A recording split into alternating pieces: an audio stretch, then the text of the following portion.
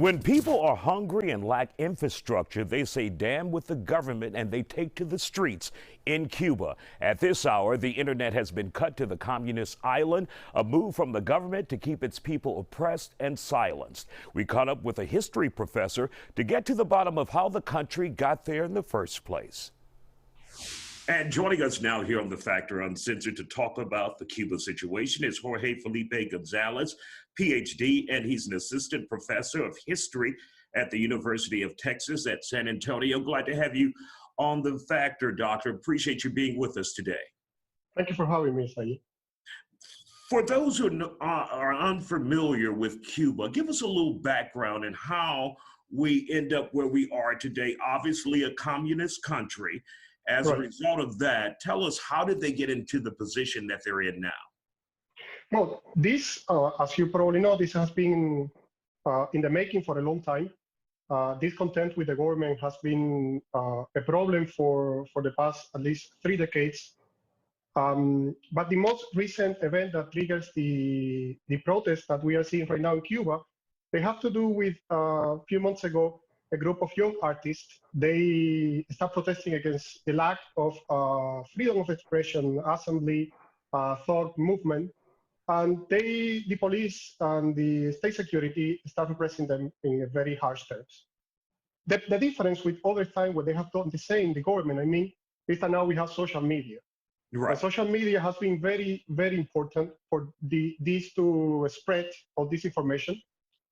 And yesterday, unexpectedly, I have to say, a small town 60 miles from Havana, San Antonio de los Baños, there was an uprising of the community there, and the news started spreading all in social media, and in a few hours, all the country joined to this uprising against the government. This lasted for... We have seen these problems on the island for decades when we talk about Cuba.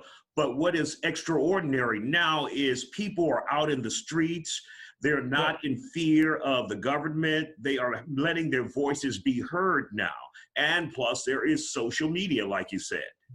Exactly. One factor that is making the situation for Cubans worse currently is the pandemic. The situation with the pandemic has increased the economic necessity of everyone in Cuba. As a result, the Cuban government has closed stores. The freedom of movement has been heavily limited. And on top of that, the current lack of remittances that were coming from Cuba, from the United States to Cuba, they were interrupted, as well as the movement of the Cuban American community, which is the main way of living for most Cubans in the island. So these factors came together, and there we have the result, this rebellion that is happening in the country. Now, we've heard also reports that there have been complaints about the sanctions that have been put in place and made tighter by the Trump administration, and now they're appealing to the Biden administration to loosen things up in Cuba. As a result, many people have complained about food shortages, collapsing infrastructure, and of course, as you said, COVID-19 taking a toll. Do you think the Biden administration will respond favorably to the people of Cuba? I do believe they are in a very tricky situation right now. I will agree that the best solution for Cuba, in order to erode the power of the government, is to make more flexible the relationships between Cuba and the United States. But due to this gross violation of human rights that is happening right now in the island, I think it will be really hard for the Biden administration to justify a reestablishment of the relationship with Cuba like in the Obama era.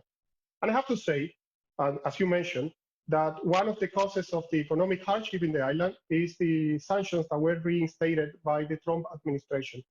Something that was positive about the change during Obama administration was that you can see at the bottom of the society a sort of private economy brewing. And that's very important because this is not just a dictatorship, this is a totalitarian government. And their power rests in the control of everything. And that goes from the hot dog kiosk in the corner to everything else, hotels, the marine, you just name it.